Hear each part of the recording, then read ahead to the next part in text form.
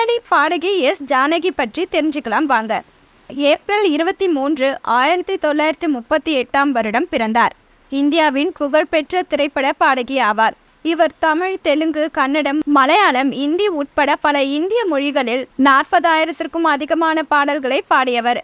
பல பாடல்களை தாமே எழுதி இசையமைத்து பாடியுள்ளார்.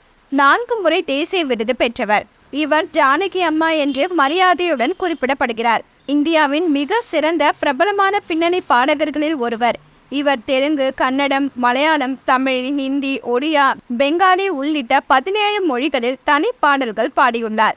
திரைப்படங்கள், ஆவணப்படங்கள், தொலைக்காட்சி மற்றும் வானொலி என 50,000 பாடல்களை பதிவு செய்துள்ளார். மராத்தி, துளு, உருது, குஜராத்தி, பஞ்சாபி, கொங்கணி, அசாமி, சிந்தி, ஆங்கிலம், ஜப்பானிய, அரபு, ஜெர்மன், சிங்களம் போன்ற மொழிகளிலும் பாடியுள்ளார். இருப்பினும் இவரது வாழ்க்கையில் அதிக எண்ணிக்கையிலான பாடல்கள் கன்னடத்தில் இடம்பெற்றிருந்தன.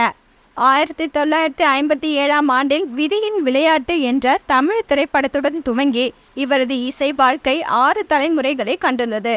தென்னிந்தியாவின் இசையரசி என்று அழைக்கப்படும் ஜானகி 4 தேசிய திரைப்பட விருதுகளையும் 33 வெவ்வேறு மாநில திரைப்பட விருதுகளையும் வென்றுள்ளார்.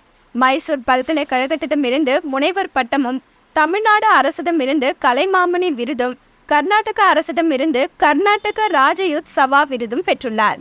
2013 இந்திய அரசு அறிவித்த பத்ம பூஷன் விருதை ஏற்க மறுத்துவிட்டார். மிகவும் தாமதமாக வந்ததென்றும் தென்னிந்திய கலைஞர்களுக்கு தகுந்த அங்கீகாரம் வழங்கப்படவில்லை என்றும் சுட்டிக்காட்டினார். பல்துறை பாடல்களில் ஒருவரான எஸ்.பி. பாலசுப்ரமணியம் மற்றும் இசையமைப்பாளர் இளையராஜா ஆகியோருடனான இவரது கூட்டணி அதிகம் பேசப்படுகிறது.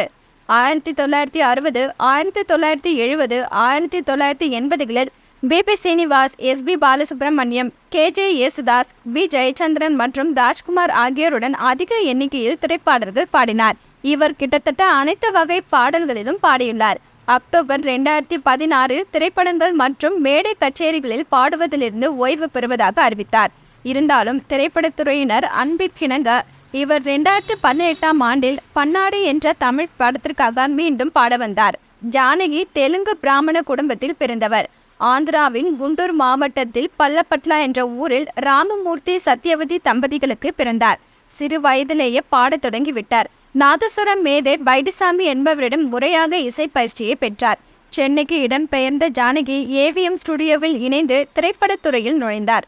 1957 வெளிவந்த விதியின் விளையாட்டு என்ற படத்தில் இடம்பெற்ற பெண் என் ஆசை பாழானது ஏனோ என்ற பாடல் இவரது முதல் பாடல் ஆகும். அடுத்த நாளே அவருக்கு தெலுங்கு படத்தில் பாடும் வாய்ப்பு கிடைத்தது.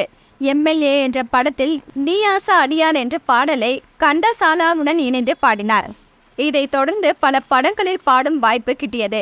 25 ஆண்டுகளில் தென்னிந்திய மொழிகளில் மட்டுமல்லாமல் கொங்கணி, துளு, சௌராஷ்டிரம், ஹிந்தி, வங்காளம், சமஸ்கிருதம், சிங்களம், ஆங்கிலம் ஆகிய மொழிகளில் 1000கணக்கான பாடல்களை பாடியுள்ளார். என்ன வியூவர்ஸ், இது போல பல இன்ட்ரெஸ்டிங்கான நியூஸை தெரிஞ்சுக்கணுமா? ஹலோ சிட்டி டிவியை லைக் பண்ணுங்க, ஷேர் பண்ணுங்க, மறக்காம சப்ஸ்கிரைப் பண்ணுங்க.